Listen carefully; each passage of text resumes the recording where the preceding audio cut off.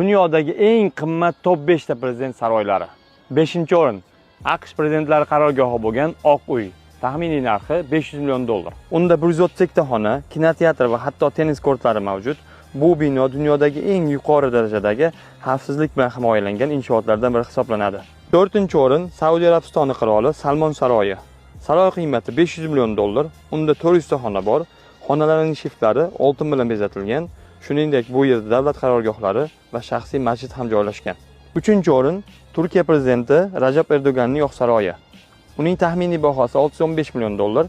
Saroy 1000 dan ortiq xonadan iborat bo'lib, ichki bezaklari ekologik toza yog'och materiallarda ishlatilgan. 2-o'rin Rossiya prezidenti Vladimir Putinga tegishli Gelenjik saroyi. Saroyning bahosi $1,3 milliard, maydoni 68 gektar bo'lib, bu deyarli 100 ta futbol maydoniga teng. Unda maxfiy tunnellar, teatr va spa markazlari mavjud. Nihoyat 1-o'rin Hindiston prezidenti Drupadi Murmuning prezidentlik saroyi. Narx taxminan $108 milliard. 1929-yilda qurilgan bu saroyda 340 tadan ortiq xonalari bor va maydoni 330 gektardan iborat.